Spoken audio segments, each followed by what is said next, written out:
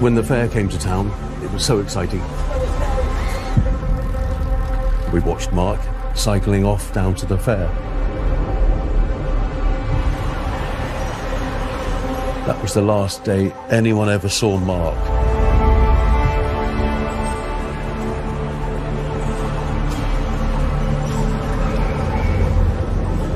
There's a side of me that almost wishes I didn't know what happened to Mark. It's truly horrific what these people have done. It's pure evil.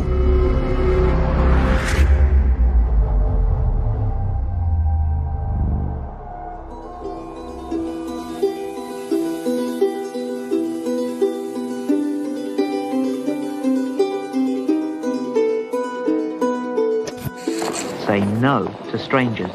Not one of these? Come on, jump in. Mark Tildersley was last seen at Wokingham Fair. Police have to assume that they're looking for his body. There's nothing more precious than a child. The circumstances are horrific. He was abducted. I'm sure he must have been. Police were uncovering something that was truly horrific. Gangs of paedophiles preying on young children. These people were the vermin of society. Evil, sick, twisted, there's nothing else. Dirty perverts who get involved with children. You've gone the wrong way. You've had to go down that way. It's all right, love. We've taken a shortcut. The body of 14-year-old Jason Swift was found in a shallow grave in the Essex countryside. Police believe these incidents could be linked.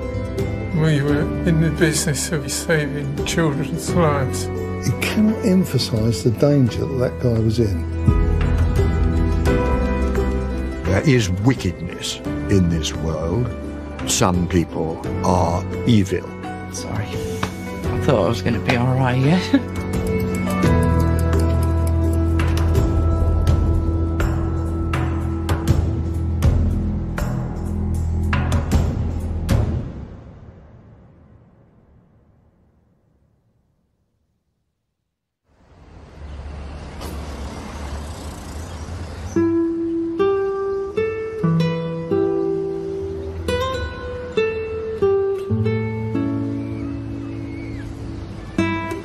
In the mid-1980s, Wokingham was like many, many small towns. An ordinary place, much loved by the people who lived there. The fun fair was a regular fixture in Wokingham at the time. It attracted kids from all over the town, and those children included a young Mark Tildersley. Mark in 1984 would have been 7. I would have been 10, and my brother Charlie was 11. We'd go to a park, bring a football, kick balls around for hours on end, jumpers for goalposts. In general, we would just have fun together. A lot of us used to cycle around Wokingham. Mark was quite quiet, but fun. He'd join in if we were throwing conkers at each other, climbing the conker trees and everything like that. He'd be there.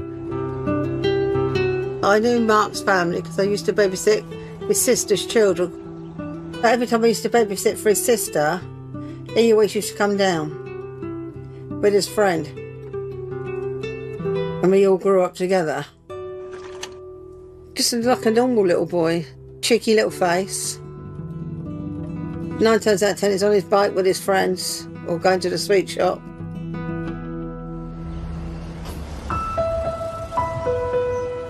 A big supermarket opened up, and it was the first supermarket we knew about that had trolleys where you have to pay for. Now, some people, they couldn't be bothered to bring their trolleys back. So we'd get the trolleys because you'd get a 10p in the trolley if you brought the trolley back. We'd happily bring the trolleys back and get loads of money. And you would. Sometimes you get 60, 70, 80p in a day. 10p in those days, that would be a packet of bubble gum. We went to find the trolleys. We'd often see Mark there as well. And if you're 7 and you're 8 and 9 years of age, it was just fantastic. Loved it. Never felt in danger at all until they came to town.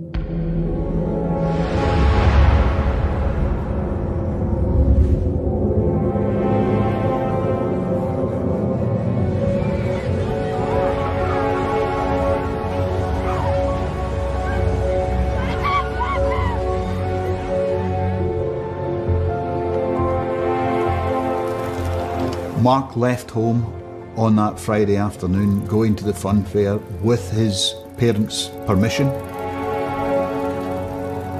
He was expected to be home early in the evening. Mark's appearance on that day was quite distinctive. He was riding a gold Tomahawk bike. He was wearing a jacket with a distinctive tiger motif on the back of it.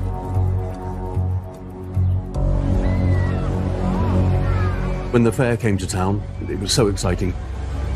You could feel the electricity in Wokingham. The fun fair was in town. It was going to be a great weekend.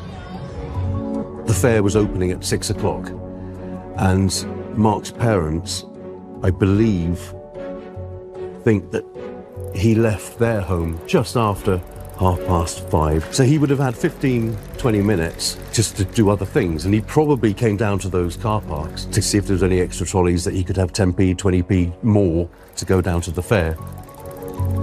My brother and I were doing our normal thing. We were out on our bikes, and we look over, and there's Mark on his little bike.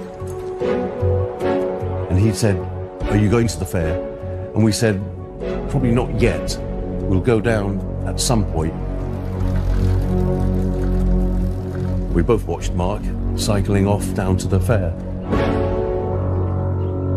It turned out that was the last conversation that we had with him.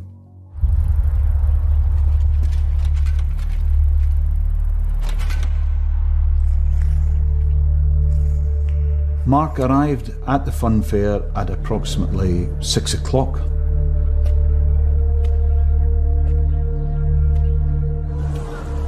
He went straight to the Dodgems, his favourite place within the fun fair. But sadly, he never returned home. As time went on that evening, Mark's parents, John and Lavinia, obviously became increasingly worried. Their son had not returned by the time that he had been expected to return.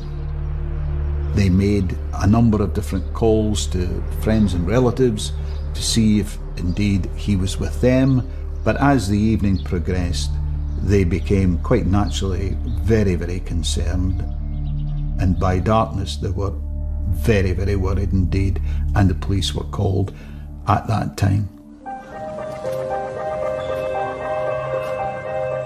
It became very apparent within hours of him being reported missing that something was amiss.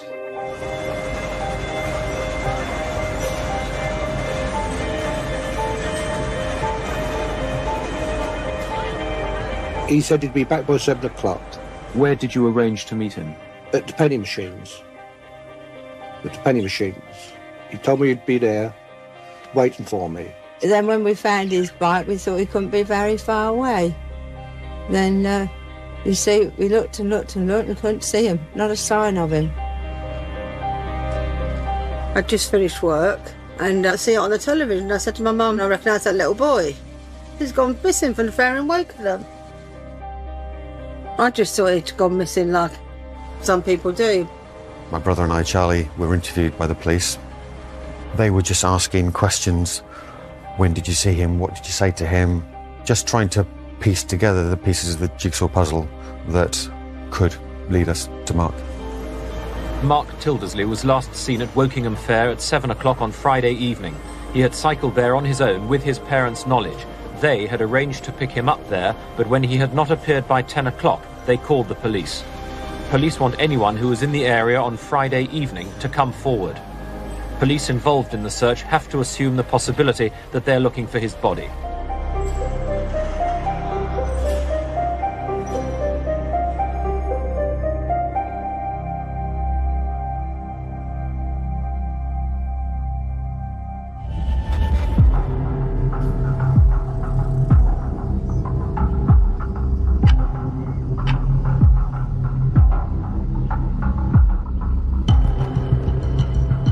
In the 1980s, I was a reporter in Fleet Street, working for the Daily Mirror newspaper, working on major domestic stories.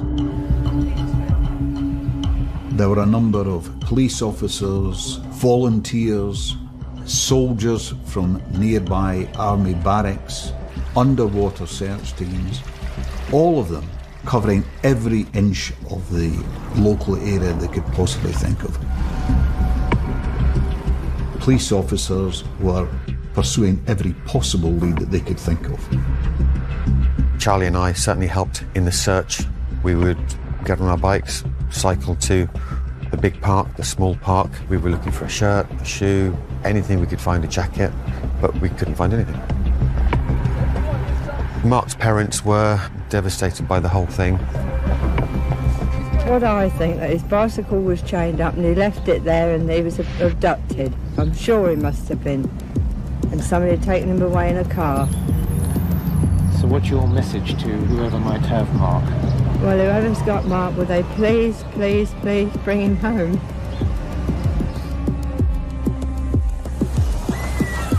With every passing day, concern for Mark deepened.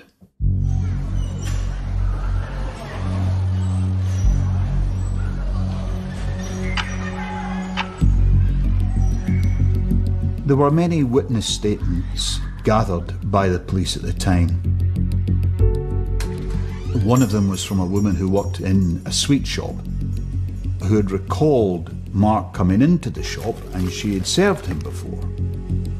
But this time it was a bit odd because he was with an older man. And she remembered that he had paid for the sweets with a 50-pence piece rather than smaller change, which was his normal currency. That was something that was quite odd, and she reported that to the police. There were a number of reported sightings of the person who became known as the stooping man. An unkempt man with a very noticeable stoop. He smelt pretty badly, and that was what they had noticed.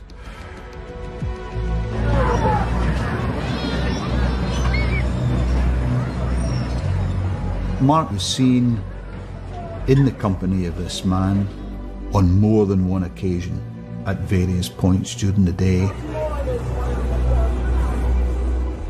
So that helped underline the belief that Mark had been befriended by this person within the fairground, and most probably on the dodgems.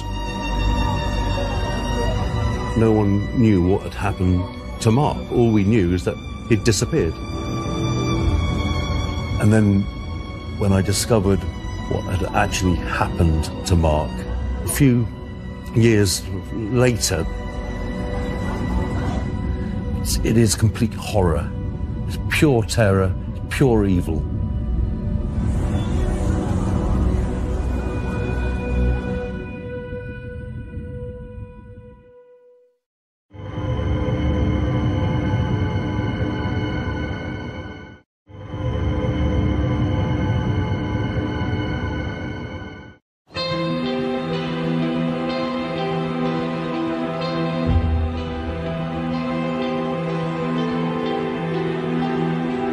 Mark Tildesley set off for the local fair alone, as he had done many times before, and today a local boy reenacted his movements to try and jog memories. Mark was next seen sitting on the wall of the local supermarket car park, and shortly after that, padlocking his bike at the entrance to the fairground and walking in alone. The last time he was seen there was standing just outside the dodgems. From then, it's anyone's guess.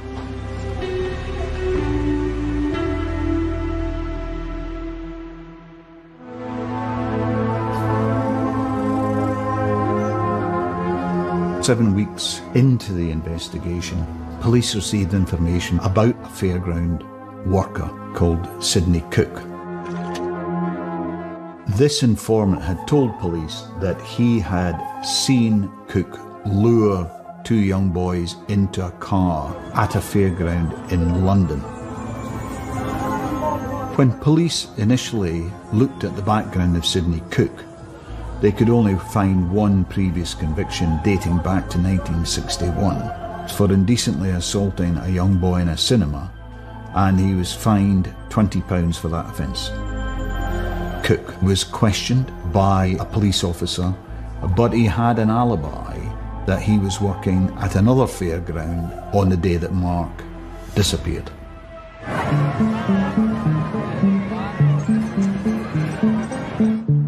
As months went by, all kinds of sightings were reported,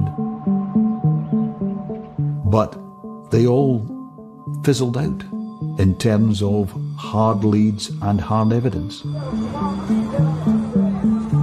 It was never the same because there was always that missing piece. One of our own was taken. There's nothing we can do about it. We can't find it. We can't bring it back. It's devastating. Lavinia would always disappear every so often to a different police station to go and see what they've done and what investigations they've done. She never opened up to anybody. The parents had been through absolute hell, as had the wider family.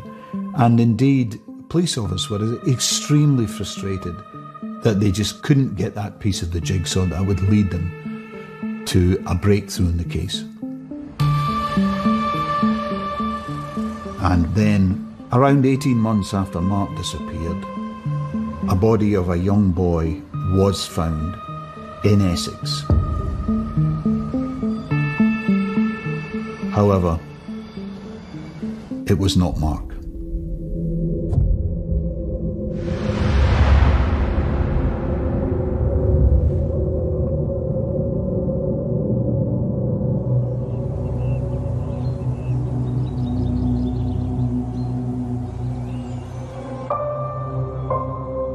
My name is David Bright, and at that time I was the detective inspector in charge of the major crime section of Essex Police. It was Saturday, I was day off at my home, and the call was from the headquarters information room that a body of a young boy had been found in Shonks Mill Road. Get your team together and get here. The body was naked, been laid. It was a hollowed out area of the ground and covered with bracken and twigs and that kind of stuff. He had been a victim of a very serious sexual assault, and the toxicology revealed in the body diazepam and temazepam, which are muscle-relaxant drugs. Immediate checks were made on missing teenage boys. No child of that age was reported missing from Essex. Inquiries continued to be made, and then the identification of the body. It was a young lad called Jason Swift.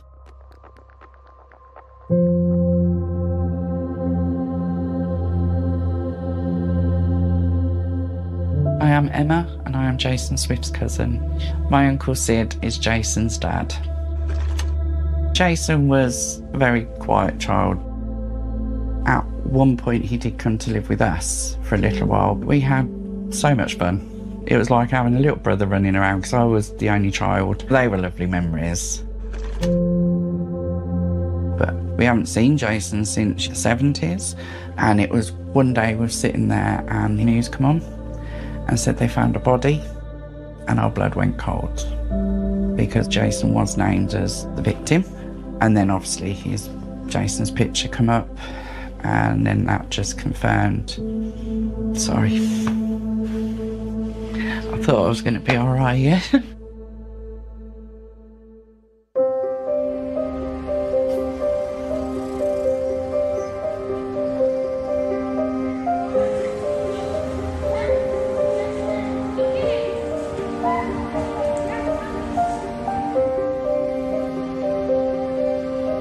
Jason Swift lived with his sister Hayley on the Kingsmead estate in Hackney at the time he went missing in 1985. He'd actually taken £75 of money from her flat. He'd taken a bag with him. He was obviously going away, where they did not know. He had a coin collection, and he had his good collection of Monopoly money. He had a nice personality, although he was a shy boy in many respects. He came from a loving family. He was a gentle boy. his mother, Joan, cared for him the best she could. He was one of 5 children. He lived part-time with his elder sister and part-time with his mother. Mum, when Jason wasn't with her, she would assume he was with his sister and vice versa. The situation with Jason was that he was a very streetwise young man, but not academically gifted. He went to a school that dealt with pupils with his problems. Every pupil was issued with a Han London bus pass. Get on any bus when you want to go north, south of the river, east or west. Where would you rather go, school or go up the West End? Choice is obvious. The place to go was the amusement arcades, and he was a frequenter of the West End of London. About 3 weeks after he disappeared, Jason sent a postcard to his mother, Joan, saying, "Don't worry about me, I'm working at the fair in Southend. I'm planning to go north sometime soon." Then, 3 months after he went missing, Jason's mother, Joan, received a birthday card from her son. "Don't worry about me, Mum, I'm all right."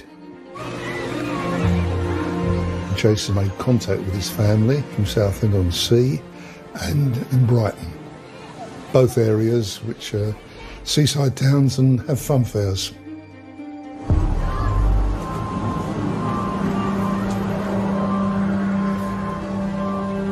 The naked body of 14-year-old Jason Swift was found in a shallow grave in the Essex countryside. Police are still desperate to find witnesses. My name is Robert Brown. I was a detective inspector in the 1980s. I was aware of the Jason Swift killing.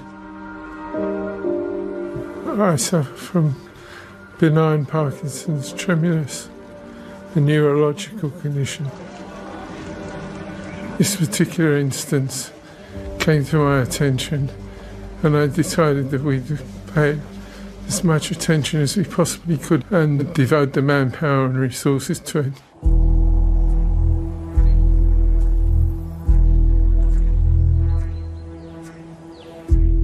The discovery of Jason's body was a shocking event and made headlines around the country at the time. This had changed from being a runaway boy to someone who had been murdered. The fact that you're dealing with child killings is bound to summon up a great deal more determination to see that justice is done. A crime scene doesn't lie. Whatever you've got is what you've got, but we didn't have much there. No sightings of a vehicle going there, no known suspects. Where do we start? Where do we go?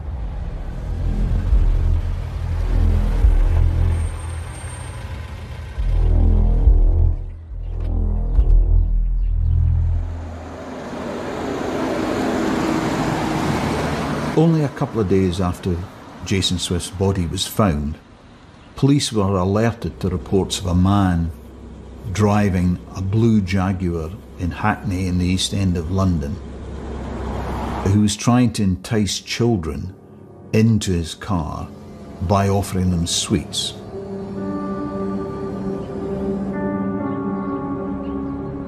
The police went and questioned the man, searched his flat, searched his car, but could find no evidence to link this man to the Jason Swift investigation.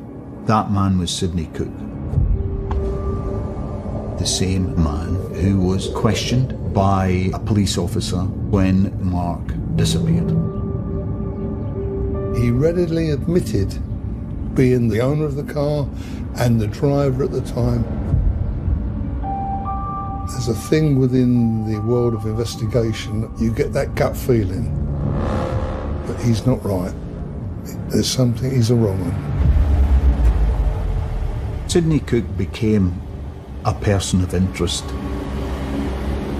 But there was just not enough evidence to pin him closely to the terrible fate of Jason.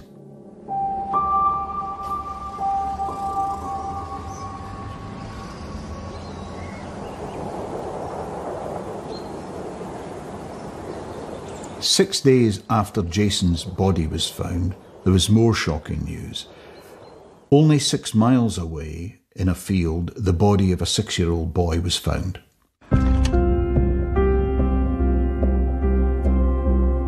The 6-year-old boy was Barry Lewis, who 3 months earlier had gone missing near his home in South London on a Sunday afternoon.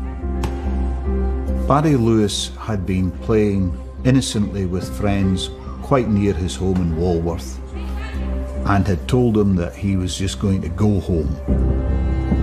He never made it home. The police swung into action very, very quickly, and what can only be described as a massive search for Barry Lewis ensued. The police obviously examined a number of potential scenarios. Had he had an accident? Had he run away? Had he got lost? Or had he been abducted? In most of these scenarios, they believed either he would have been found, he would have turned up, or he would have been taken to hospital. None of those things seemed to fit his disappearance. So therefore they very quickly concluded that he had come to some harm. He had simply vanished in a very small window between leaving his friends and going home. A journey on foot that would only take a few minutes for him to complete.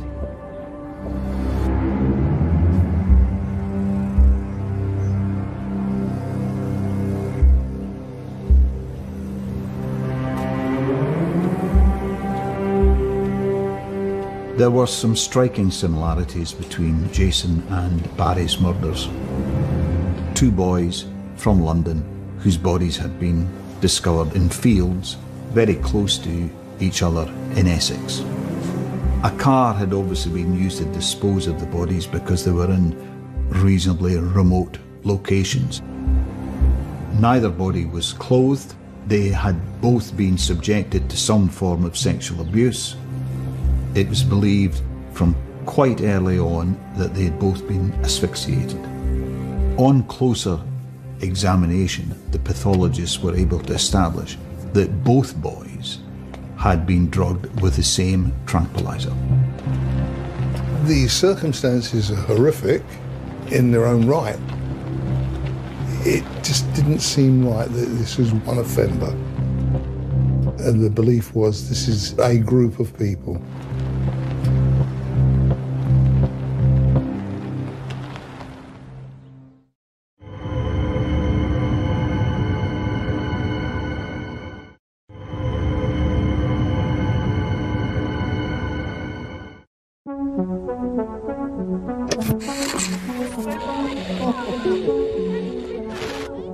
Every year in Britain, hundreds of children become the victims of sex attackers.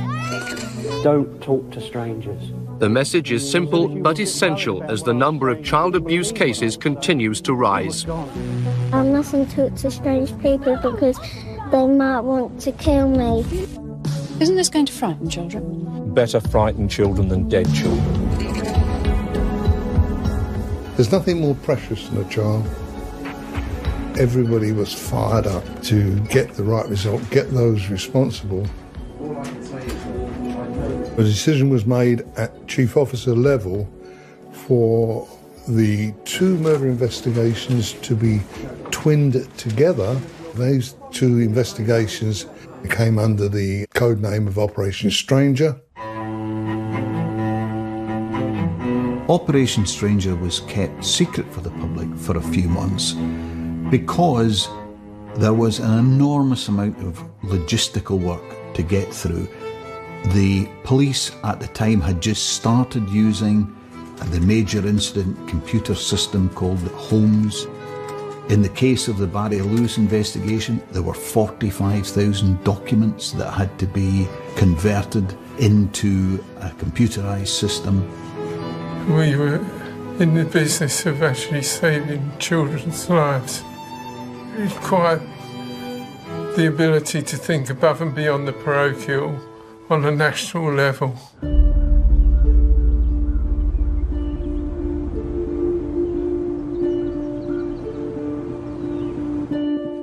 Operation Stranger was finally given a public launch. It was quite a big decision for both forces to make, to actually link them together, and clearly there had to be very substantive reasons why that should happen. The crucial evidence linking the murders of Jason Swift and Barry Lewis is that traces of a tranquilizing drug were found in both their bodies. When it became evident that Jason had been the victim of a sexually motivated crime, the evidence really led police to look at the areas of London where Jason was known to frequent. Parts of the West End and indeed locations in the East End of London which were known haunts for paedophiles and men who would be engaged in that type of activity. I'd never heard of rent boys before. So much of it is kids running away from home. You pack a bag, run away. Where do you run to? Teenage children head for the bright lights in the big cities. Then they stay, and they're forever missing, and they then graduate to being the scouts and lookouts for the bad guys for the next lot of runaways that come down the road. There's nothing in the investigation to say that Jason was, I use the term rent boy, but he would be at the West End and he fell in the wrong place at the wrong time with the wrong people. I've always said he's not a rent boy, but I can see why the police would have gone to areas where rent boys hang out. You've got a missing child. You're going to have to look everywhere. Guys and girls on the investigation, their brief was get into this club, speak to these people, be they youngsters, the rent boys, or whether it be people who are hanging around there. They may have information. It's a jigsaw, you're building a picture, and if you can get those four corner pieces in place and those straight edge bits, hopefully you're on a winner. It was constantly, all day, every day, dealing with the same thing. Dirty perverts who get involved with children. Police were uncovering something that was truly horrific. The sexual abuse of children in revolting circumstances. This was taking place on a very widespread scale. Gangs of paedophiles preying on young children. At the time, there was no sex offenders register. Paedophiles were able to conduct or commit offences time and time again. These people were basically the vermin of society who were intent on targeting young people who were vulnerable.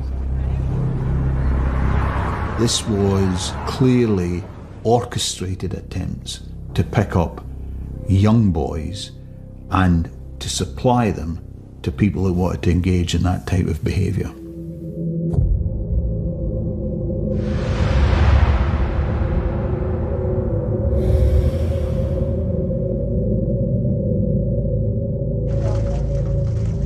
The local police were doing an outstandingly good job of arresting people and getting them charged. They were looking at very unsavoury and reprehensible behaviour by men on a very, very large scale. And although the investigation into Jason and Barry's deaths were of paramount importance, this did in turn lead to the arrest of quite a number of people for unrelated sexual offences. Sidney Cook, following on from the incident in the car, was arrested in company with 11 other people for sexually abusing a group of youngsters, and because of the number, they became known as the Dirty Dozen.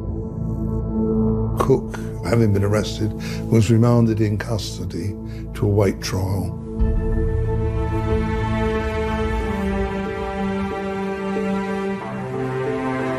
From Cook's admission that he tried to entice a young boy of a similar age to Jason into his car, his subsequent follow-up arrest for sexually being involved with another young boy, well, you could be forgiven for thinking he's a good suspect, isn't he? He's in the frame. For years and years, I didn't know what had happened to Mark. Later on, I started to hear about this Dirty Dozen. I started hearing about paedophile gang from London. And then I started hearing the names Jason and Barry. And you just think, this just gets worse.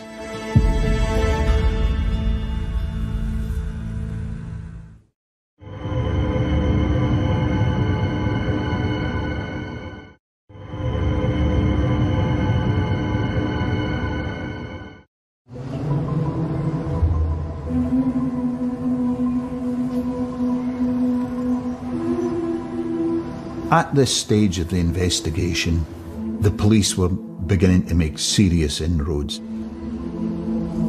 Another abuser, a man called Robert Oliver, was arrested in East London and accused of sexually assaulting a teenage boy. Robert Oliver came to notice because he'd been looking after a child, and during the course of looking after them, he'd abused the child. As a result of that, we arrested Oliver. This man is a serious child abuser. And I began to think more and more in terms of Barry Lewis, Jason Swift, and Mark Tilsley. I thought we best consider him on a much broader basis than just solely on this particular offence alone. Robert Oliver and Sidney Cook were, from time to time, cohabitating on the Kingsmead estate in Hackney. We knew that Jason had resided on the Kingsmead estate. If Robert Oliver was involved with Jason, then Cook would be as well. Oliver's room in the Hackney area was searched, and 4 empty bottles bearing the label diazepam, and that was one of the drugs, traces of which were found in both Jason and Barry's body. He was interviewed totally for 14 45-minute tapes. I can remember on one occasion speaking to Robert Oliver, where he slid down the back wall and started to talk about the Jason Swift killing. That was really the breakthrough. And it was after that that we notified the police in Essex. They turned up with David Bright. Robert Oliver agreed that A, he knew Jason, had seen him a few times. Supposedly had been in Cook's car with Jason.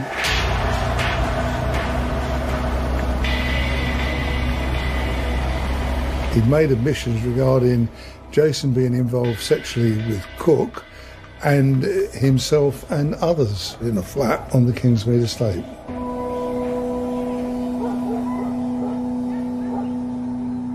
Following Robert Oliver's interview, police then questioned a man called Leslie Bailey, who had shared a flat with Robert Oliver. To the great surprise of the detectives, Bailey started to incriminate himself in the events that surrounded Jason's death. Leslie Bailey came into the picture with another man, Stephen Barrell. Stephen Barrell was a married man with children, and they were repairing a car of another tenant who lived in one of the blocks in the Kingsmead estate. and they went to the flat where Jason was with the others on the pretext of borrowing a spanner, and then got involved with what was taking place in that flat. The interviews that police carried out with the suspects at this time were absolutely harrowing, truly dreadful descriptions of what had happened. Jason Swift had in fact died after sexual activity involving all the men. When they were looking for a place to dispose of Jason, Leslie Bailey came up with it, and Cook, and he took young Jason there in the Jaguar car. If Leslie Bailey says he drove there, he must know the route. He took police to Jason's final resting place with a remarkable degree of accuracy, which could only have been known to someone who was very closely involved in the killing.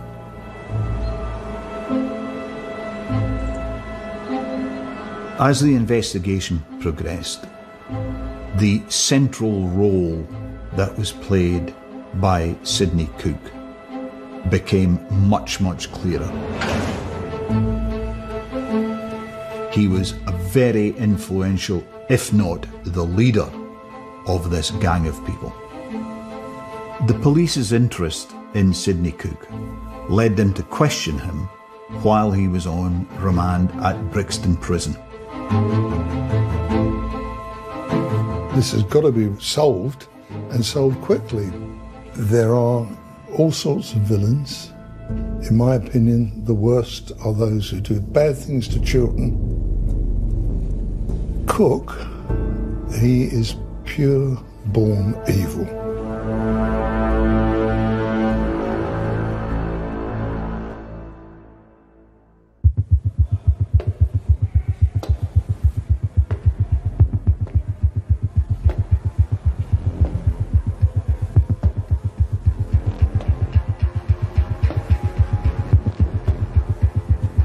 The 28th, 29th of July, probably the two most important days of the whole inquiry.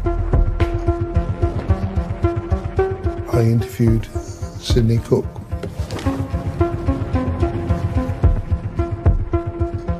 Preparing an interview was difficult because we didn't know if he spoke which way he was going to go. We could have put all the questions to him and he just played dumb. What's your name? No comment. He denied any knowledge of knowing Jason Swift. He denied everything. The pressure was extreme. He could get away with murder.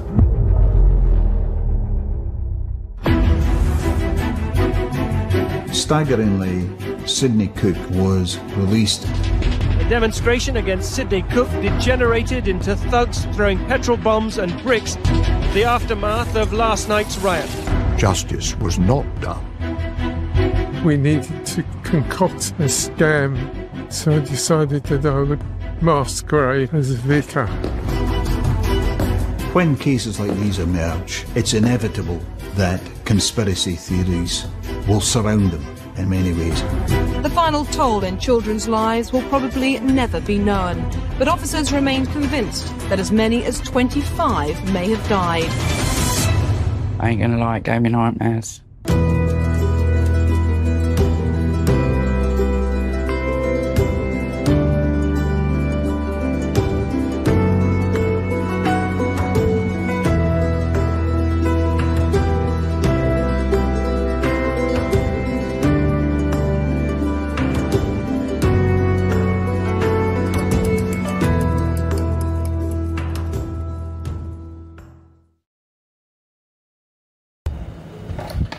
Sau đây tôi xin gửi tới các bạn một bài hát của nhạc sĩ Trần Tiến. Bài hát Giai điệu Tổ quốc.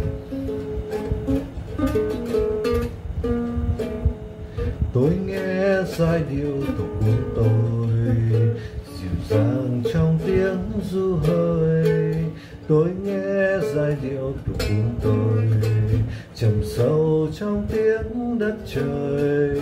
Tôi nghe trong lời yêu nhau, tôi nghe trong lời tha thiết, phút hành quân mẹ tiên đưa con, giai điệu nhớ, giai điệu thương theo suốt con đường. Và tôi yêu và tôi hát lời yêu thương, lời vòng trái tháng ngày này đất nước ơi, tổ quốc của chúng tôi.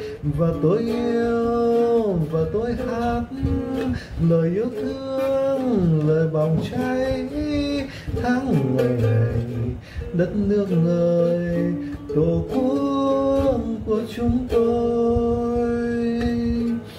Tôi nghe giai điệu tổ quốc tôi, thầm vang bao nỗi vui buồn. Tôi nghe giai điệu tổ quốc tôi, hùng tiếng trong tiếng chuông đồng.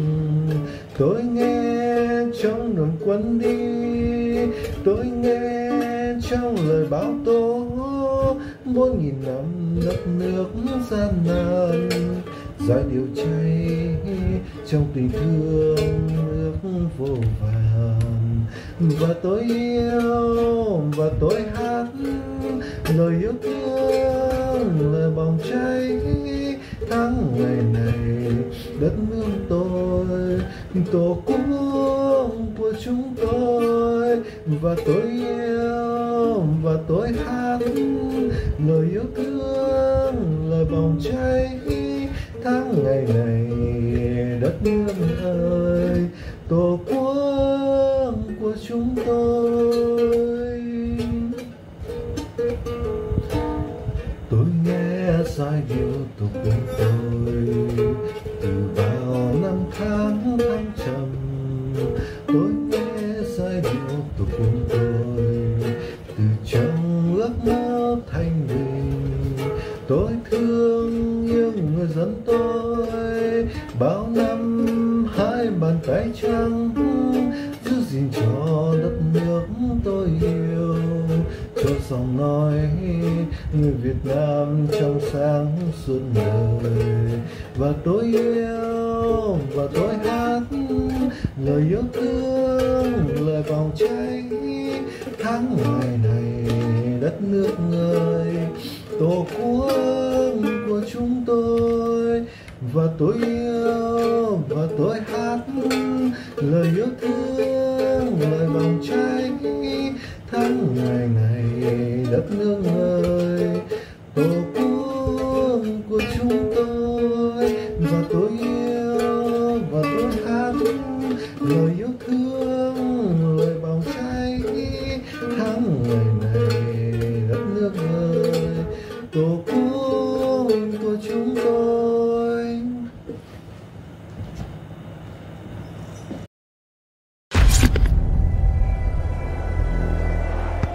Gardaí today made a major breakthrough in what was a particularly brutal and disturbing murder. This morning, in a series of raids, Gardaí arrested 4 people in connection with the murder. They can all be held for up to 12 hours. A large team of detectives have spent the day examining the scene around Ballybock Bridge in North Dublin, where the shocking discovery was made last night. The body was in 7 different parts. Whoever owned these body parts had suffered a very violent and gruesome end. The head and penis were missing. The case was at a standstill for quite a long time. We have very little clue who the deceased was. All they really had to go on was this white Ireland jersey. Somebody contacted the Gardaí to say that he saw his friend wearing it. He was identified as Farah Swally Noor. That was the real breakthrough in the case. This man was capable of appalling acts. He was in a relationship with Kathleen Mulholland. The violence erupted very, very quickly in that relationship as well. We were able to position Kathleen and her 2 daughters in and around the area at that particular time that we believed that he was killed. We were quite satisfied that they were involved in his death.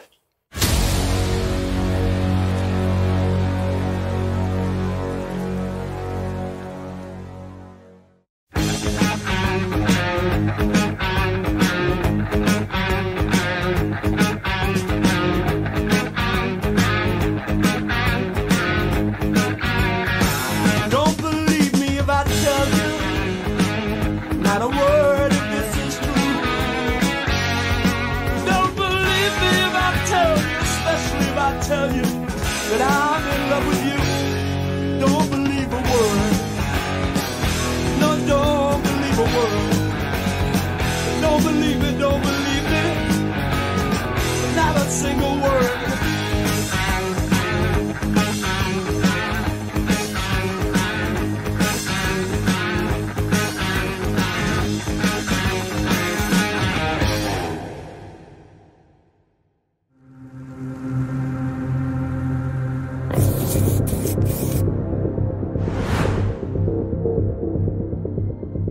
At that time, the media interest was huge, and it was almost 4 months after the murder. There was inklings that, oh, there's movement there, there's arrest, there's something happening. You come to a point where you have to make a decision. Do we have sufficient evidence that will ground an arrest in this case? And I was of the professional opinion, as a police person, yes, we had sufficient grounds to arrest John, Kathleen, Charlotte and Linda. One of the reasons the Gardaí looked at John as a potential suspect was local CCTV cameras captured his van driving in and out of the estate on the day that Farah died. Based also on other information that came into us, confidential information came in to say that Kathleen, Linda and Charlotte had actually been involved in the murder, and that the body had been deposited in the canal. 2 people came forward to tell us that, but they weren't in a position or weren't willing to commit that to a statement. There was a very unusual step taken by the guards, and essentially they asked for a media blackout, which was respected actually across the press, and nobody said a word about the arrests. We had decided at a very early stage there would be no bells and whistles, no sirens, no blue lights, that this would be a low-key arrest, and all the arrests were very low-key.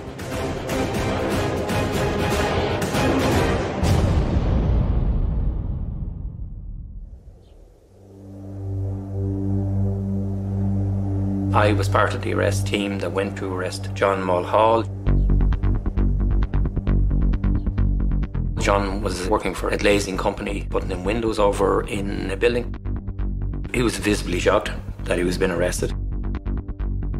He was a strong character, robust enough, well able to engage with the police. And Gardaí methodically questioned the 4 suspects about what they believe had happened that day in Richmond Cottages. Normally interviews don't last any longer than in law 4 hours, but your period of detention at that time is an initial period of 6 hours, which can be extended. And in this case, all their periods of extension were extended. So the full time period allocated was used up. Initially, Linda, Charlotte, Kathleen, John, all cooperative up to the point where they will tell you what they were at, thereabouts, but they weren't admitting any part in a murder. So we knew ourselves that this was going to be a difficult investigation. This was a crime of the most unimaginable, macabre details. You're looking at 2 women that were not known offenders.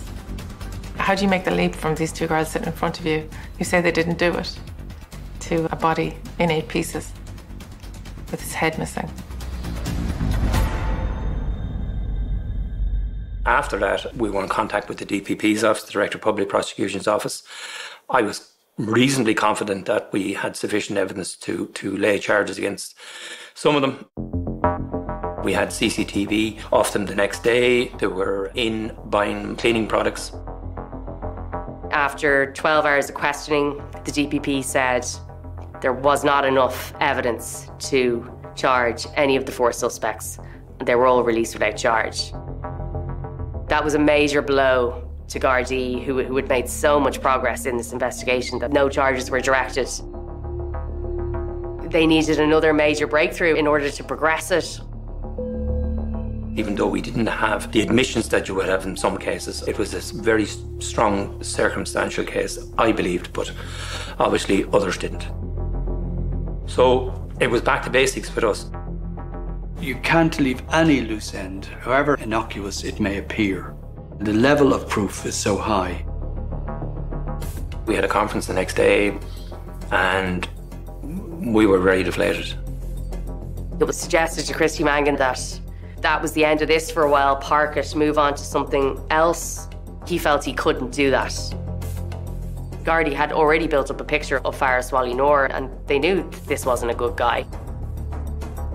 They treated the 3 women and John with a huge amount of respect, and that made a big difference to the investigation. John was very, very happy that he was treated in a very professional way by all of the detectives who were present. So he told us that we should keep talking to Linda as she knew where the head was buried. The only way he could know that is if she told him.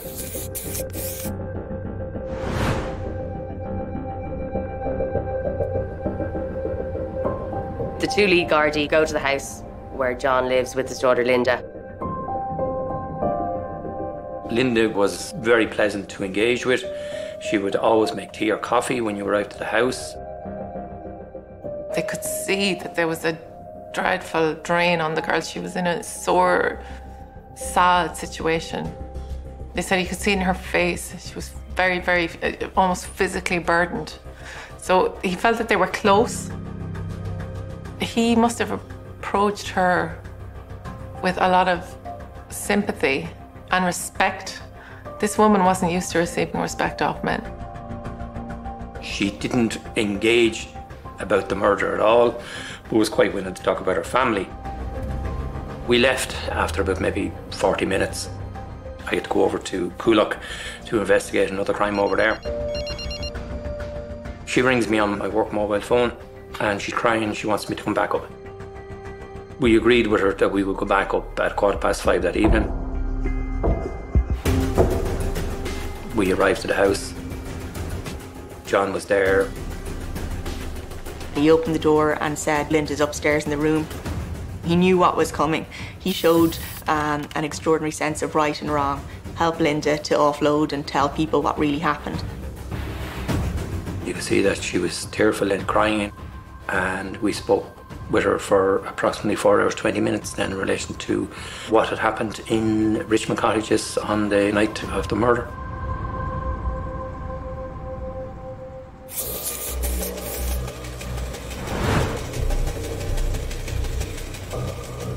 Kathleen and Farah went into Dublin city centre, which wouldn't have been far from their home, to have a few drinks. It was still the aftermath of kind of Paddy's Day celebrations.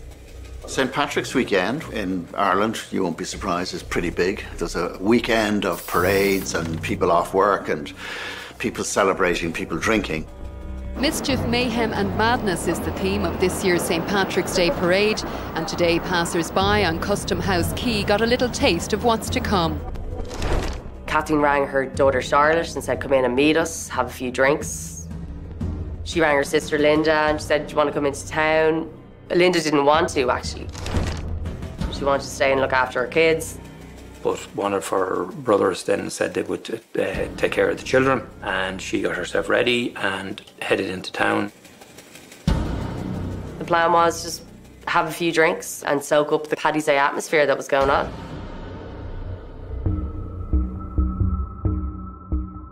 So they met on the boardwalk. The girls had been drinking quite heavily and they had taken ecstasy. And then they met up with their mother and Farah, and the mother took ecstasy and alcohol as well.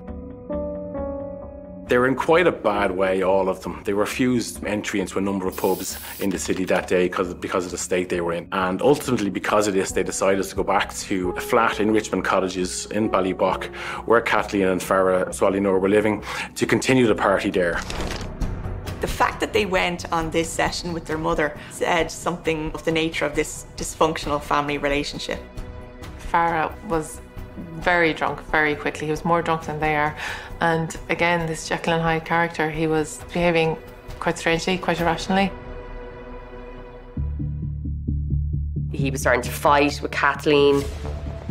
The girls were a bit uncomfortable. The girls walked ahead and were trying to ignore the carry-on. On the way back to the house, Farah saw this young Asian kid, and he had got it into his head somehow that this was his kid, and started abusing this child on the street as they made their way back. He started pushing the child and tried to bring the child away by the hand.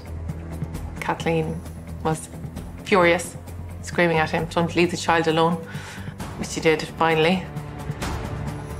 The row between Kathleen and Farah was definitely escalating, and things were beginning to reach kind of fever pitch as they arrived back.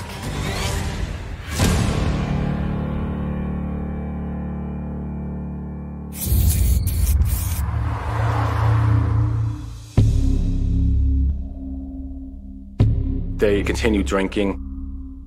Kathleen crushed up an ecstasy tablet and put it into Farah's drink because she wanted him to be on the same buzz that the three girls were on. Farah sits on Linda's knee and he's essentially groping her, making suggestions to her, and she tries to brush him off, and the situation rapidly gets out of hand.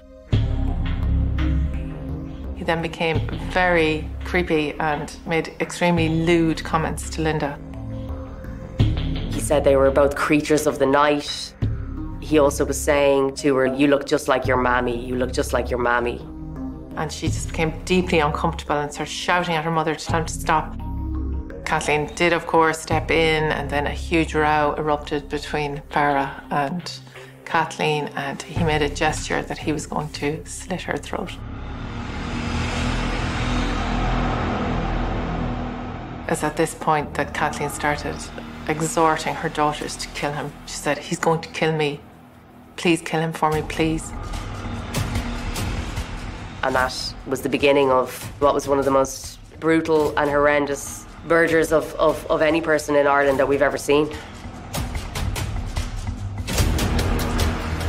Charlotte picked up a Stanley blade and she cut Farah's neck very, very cleanly with it and cut an artery.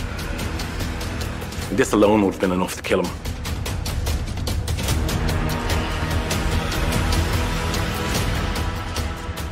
He got up and he kind of stumbled to the bedroom and he fell down and he banged his head off the bedpost.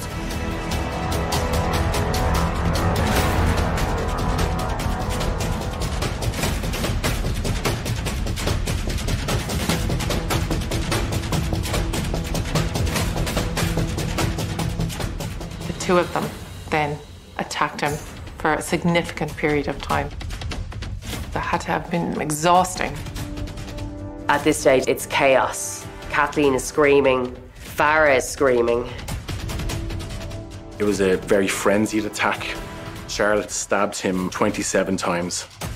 It certainly is up there in terms of level of depravity. It's like the whole hatred of everything about those girls' lives has just come out in that moment. 30 years of events in your life just all played out in that room. They attacked him until they were sure he was dead.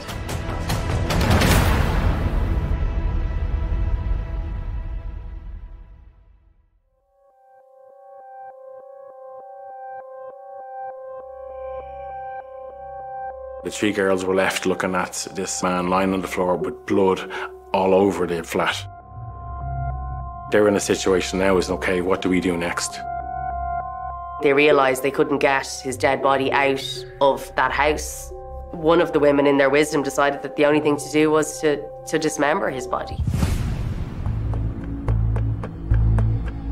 Charlotte and Linda dragged his lifeless body into the bathroom. They set about dismembering his body, which they do using the kitchen knife, the Stanley knife, and a hammer to smash through the bones.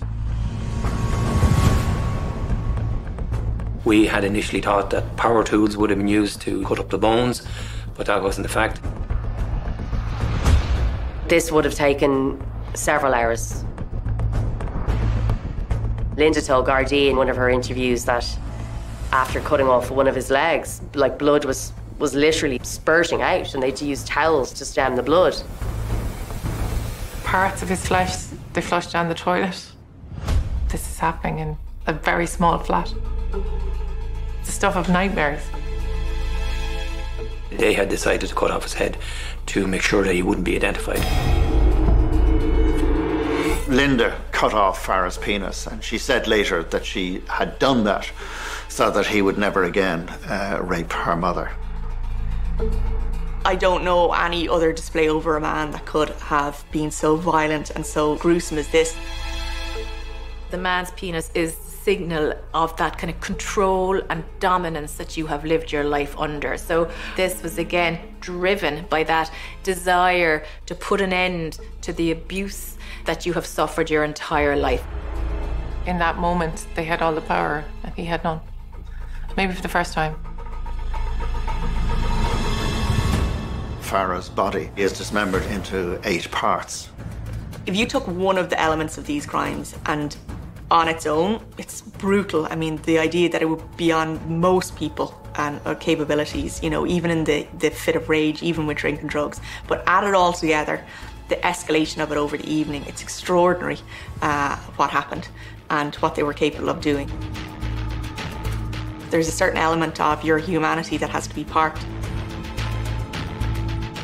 All of this happened the day before Charlotte's 22nd birthday. It shows like how young these girls were when they were doing this. They had their whole lives ahead of them.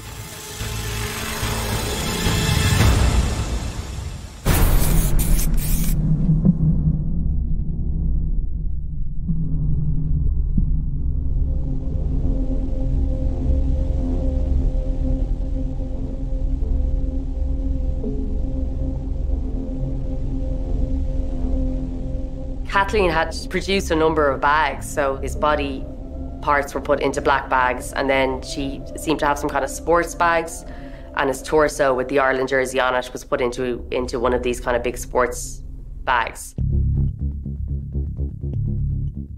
They then went to the shops, they picked up more cleaning supplies, and they went about trying to clean up the apartment.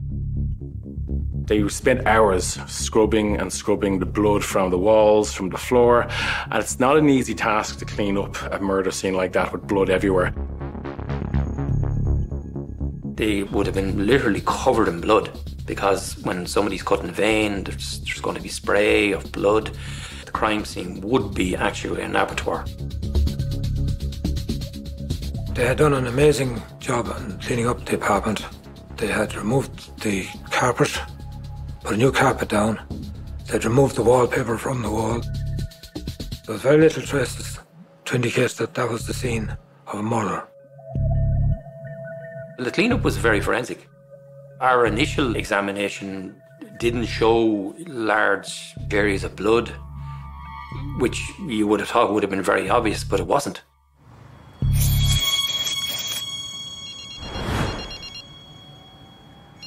Kathleen Mulhall rang her former husband, John, and told him he needed to come over and help them, that the guards were in a terrible situation. That, to me, is the conundrum of the complexity of those kinds of family dynamics. So he was an abuser, but yet he was the ex-partner and the father. So he had a pivotal role to play. And in a moment of crisis, who did those three women still call? It was the father. Who else would they call? They're not going to call the guards, they're not going to call social services, they're going to call somebody who gets them and who might be in a position to help them, and that's what they were hoping. He did arrive at the house and he came in and he observed that Faris Wali Noor was in pieces in various bags, and he was horrified. He actually went outside and got sick and refused to help and fled from the house. It's believed that he went back at some stage in the early hours of the morning in his glazier's van and helped remove the blood-stained carpet and probably other material from the house into the back of the van, and he drove away and disposed of that. There was no love lost between John and Kathleen. I mean, at best it could be called acrimonious, but he was called upon to help, to come and see his daughters, and he did do that. Must have been horrendous because of what they were faced in for a number of hours, sitting there making decisions as to what they were going to do, how they were going to clean it up, and then literally gather up every part of the remains and then have to complete the task, bring those down and put them in the canal. It took about 6 trips between them all, up and back and up and back. They literally just went around the corner.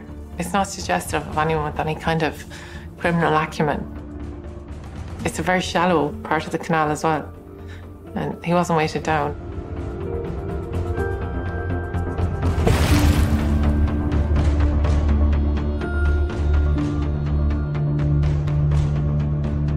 They had disposed of his remains, but they still had his head. And they did not want to put that in the same place because they felt that that was identifiable. So they made a decision that they were going to bring it home to Tala. They put the head into a camera bag. They had gone and they got some food, and then they got on a bus.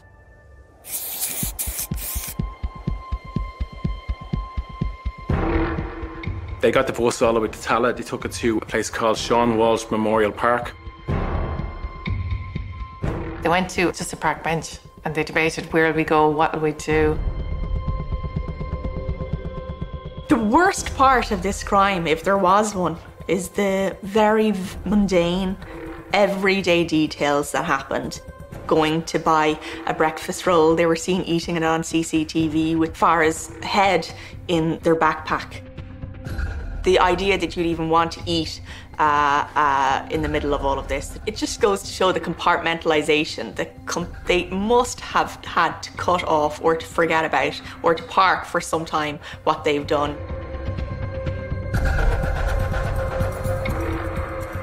Charlotte, finally, she just became so exhausted, so infuriated and intoxicated by what they had done. She decided she couldn't take any more, and she dug a hole there and then right beside the bench and put his head into it and covered it over as best she could, but they hadn't done a great job.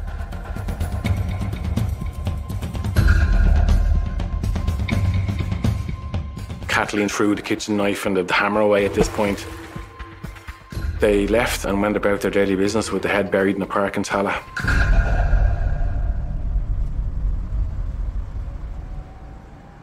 In the aftermath of the murder, the three women began to unravel because the enormity of what they'd done really began to sink in. Linda didn't deal with it very well at all. She found it difficult to get Farah's face out of her mind. She seems to have had what one would call nightmares about his face and the look on it. And that affected her deeply, and she descended further into drink and drugs.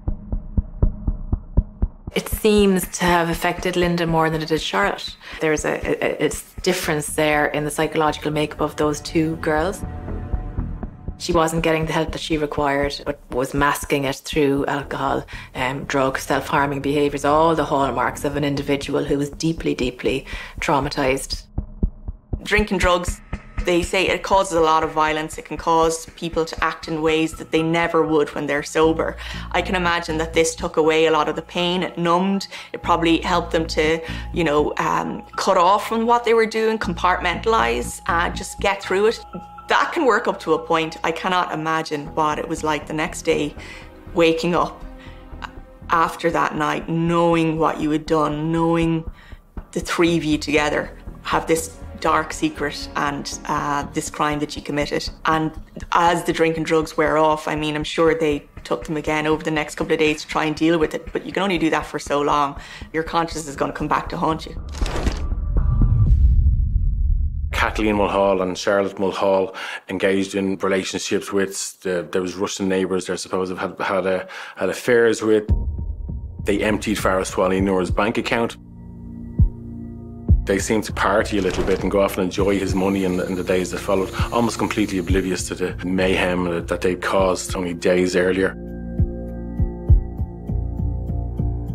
Kathleen was their main person of interest because Kathleen was Farah's partner. All roads pointed back to her, so she was kind of the first person that they sought to speak to. She'd made up a story that he had left her, that apparently he'd fathered a child with some other girl and he'd ran away and she didn't know where he was.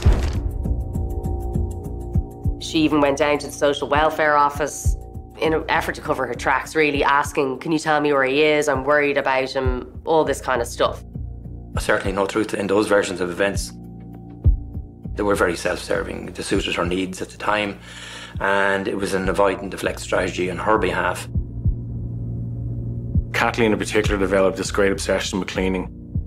She was forever buying cleaning products. She was forever scrubbing the house down, believing that she might have missed a spot here or missed a spot there. Kathleen had become very unhappy with living in the apartment that Farah Noor had been murdered in.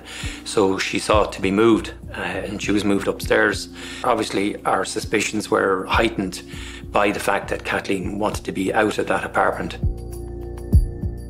It wasn't unusual for somebody not to want to be in such a location where a barbaric crime had taken place. One morning, Detective Sergeant Fox and myself had cause to visit the apartment. We were looking to meet and speak with Kathleen. She wasn't best happy with our presence at the apartment. Eventually, she came down, let us in, and we went upstairs, and it was then we discovered that Charlotte was actually living in the very small bedsit as well.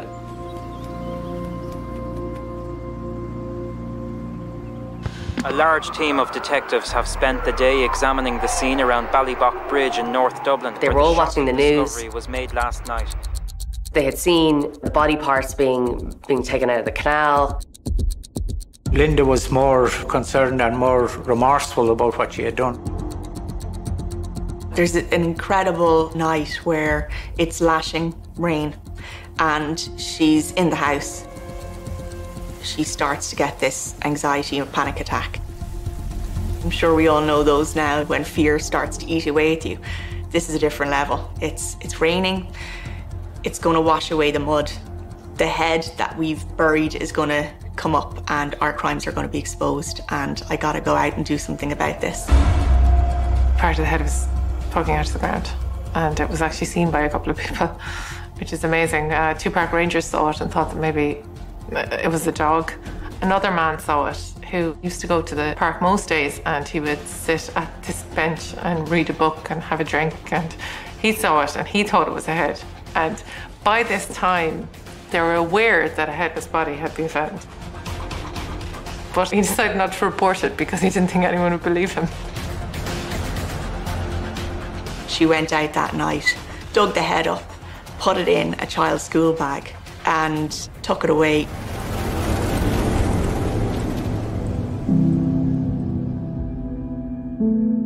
She went walking with a bottle of vodka, and then she went into a field.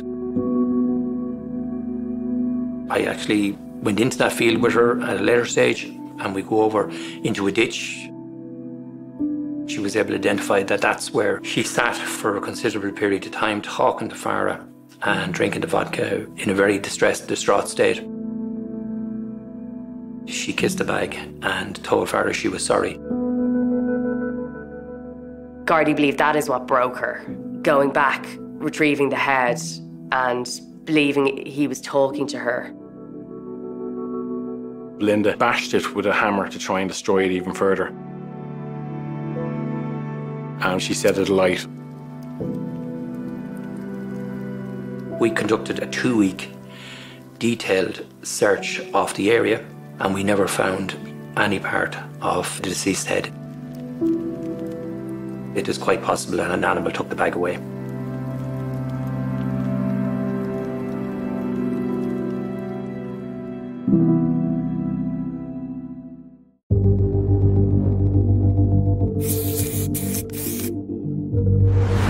Even in the middle of their emotional reaction to what they had done and the drink and the drugs and presumably guilt and all this with Linda seeing Farah's face, Charlotte was saying to her, "It'll be all right, just say nothing, keep quiet."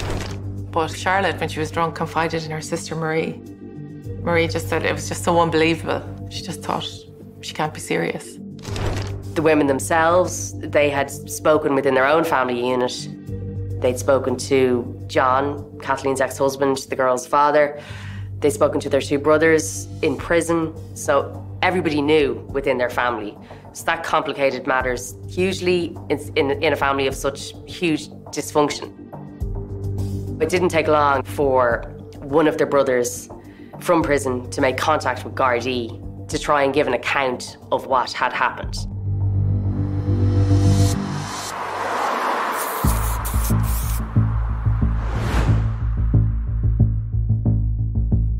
At the time of the killing of Farah and John's involvement going around to the house, he of course had other things in his mind as well about his children. Here he finds his daughters involved in something horrific. But 2 of his sons, John and James, were at that time in prison, both of them on motoring offences, one of them for having killed somebody. John and James Mulhall contacted guards and said, "We can give you every detail about this crime, why it happened, who did it, where they live."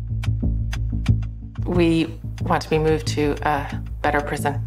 We want to move to Shelton Abbey, which in Irish criminal circles is where you want to go if you're in prison. It's a much easier regime. They have a golf course. These lads are in a much, much tougher place, surrounded by the hardest criminals in Ireland. And they decided this was not what they wanted long term. And if they could do something to render the rest of their years bars a bit more amenable, this was what they wanted. They asked, and when it wasn't forthcoming, they withdrew their statements. They made very fulsome, they gave a lot of information to the guards actually, but then they decided not to cooperate. At that time, the identification was made, but still we spoke to both of our sons. And in a subsequent interview with Kathleen had played the recording of the 9/9. At that stage, she was denying that it was her son's. So we decided then we would go back to Richmond Cottages and conduct another technical examination. We're in Richmond Cottages here in Ballybock. The scene where the murder took place is number 17, flat 1.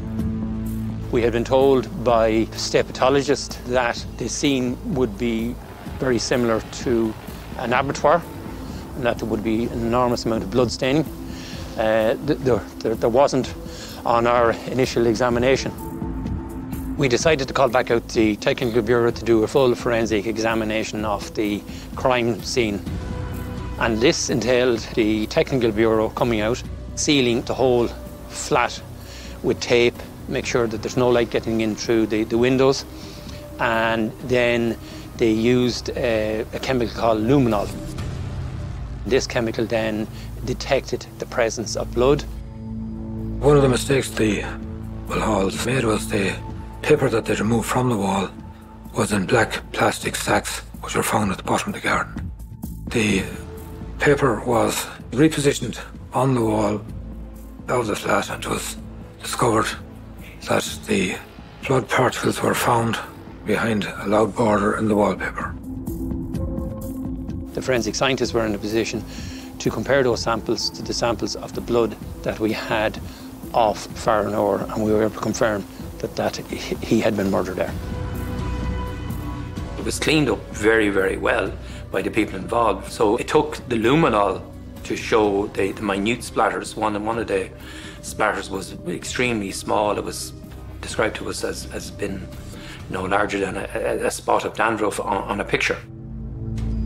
The use of luminol was a huge forensic breakthrough with the scientists involved, and they had put a huge amount of their professional time into assisting us. It showed that a massacre had occurred in that flat. It was appalling. I don't think I've ever seen a crime like this in Ireland. Nothing in this sphere. It's in a league of its own.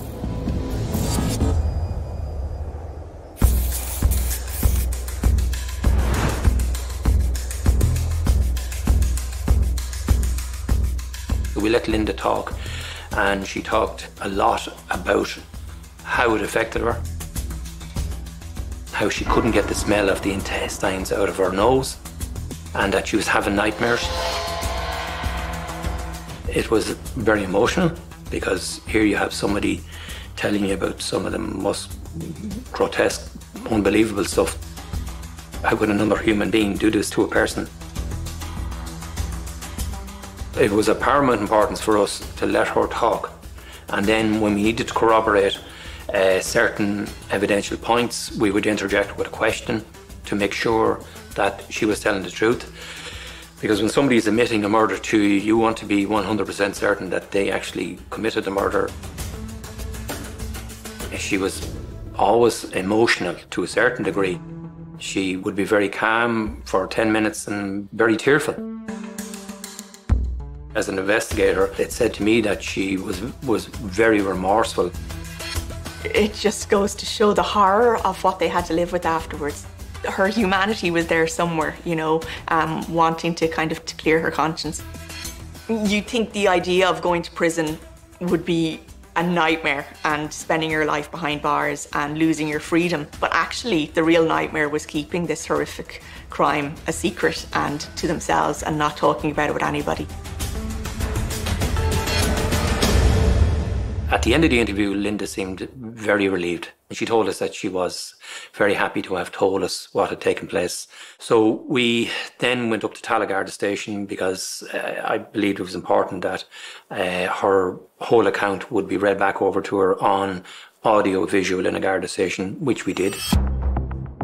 She also agreed that on the Sunday that she would bring us down to the canal and show us exactly what she had done, and that we would go up to Richmond Cottages and she would yet again show us, reenact what had taken place. So on the Sunday, picked her up in the patrol car and we brought her to Croke Park. It's very, very close to the scene.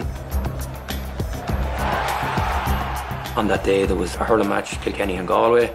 Huge crowd milling around the place. We're walking down with Linda among all the supporters from Galway and Kilkenny.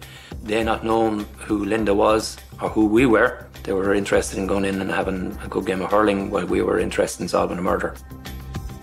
I decided that we would come back down to flat 170 in Richmond Cottages.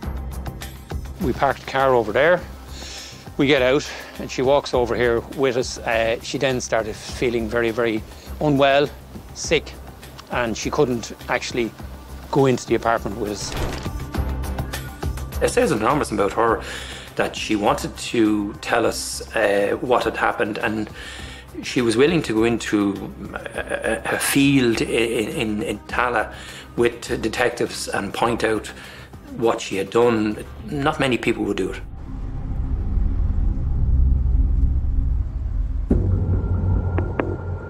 John Mulhall did get involved on the night of the killing in helping clean up the flat in Richmond Cottages.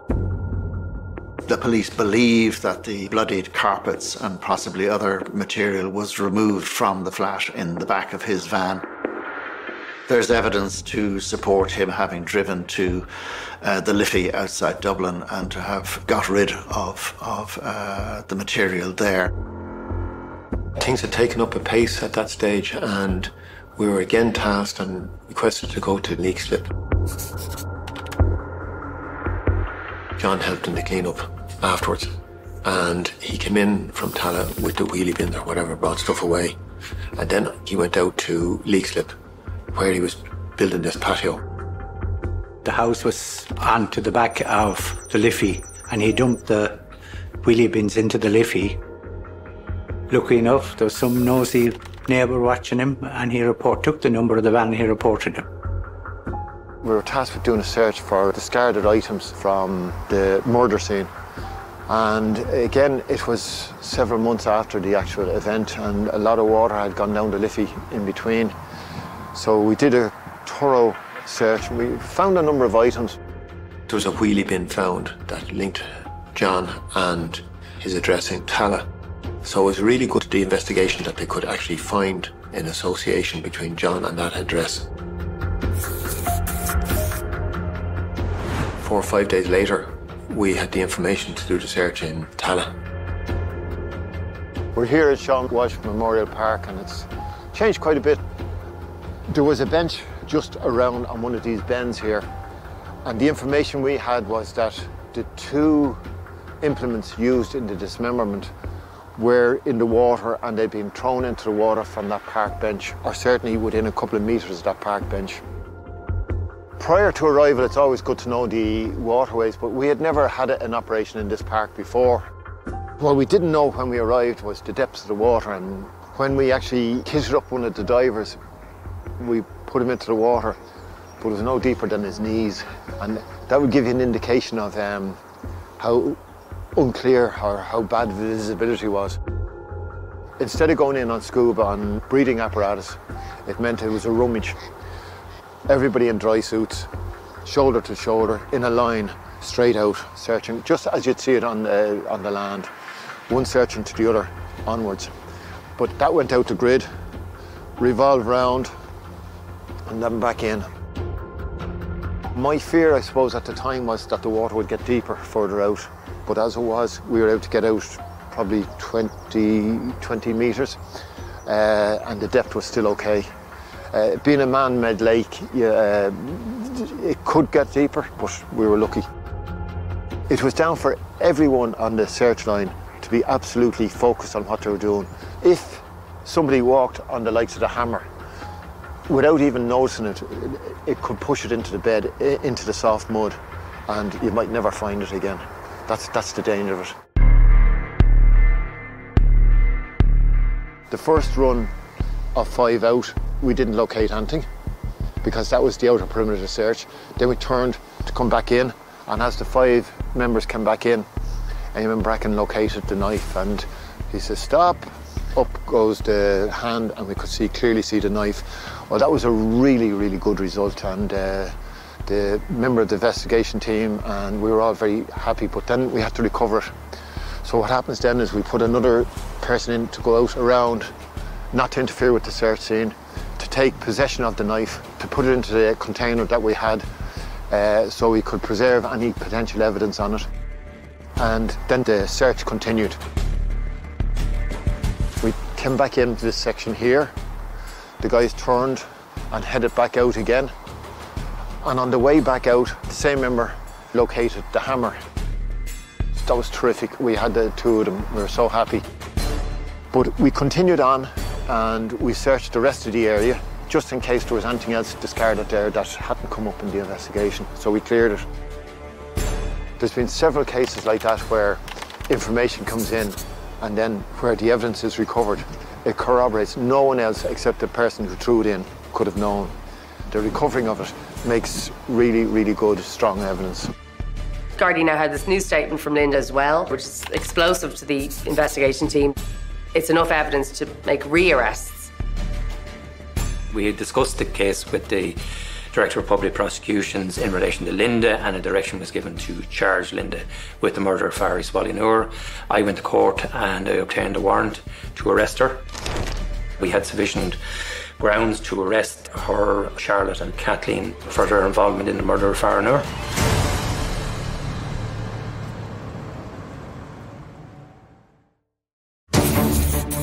Gardaí re-arrest Linda and re-arrest Charlotte.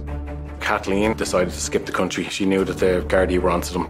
She didn't want to face the music. We didn't know where she had gone. We thought that she had gone to relatives in Birmingham. She'd been there for about 3 years after fleeing the country. People just became obsessed with the trial. It uncovered this underbelly that a lot of society was ignoring. Judge Carney said that it was the most grotesque case of killing in all his professional lifetime. The jury took a long time to come back. They were deadlocked.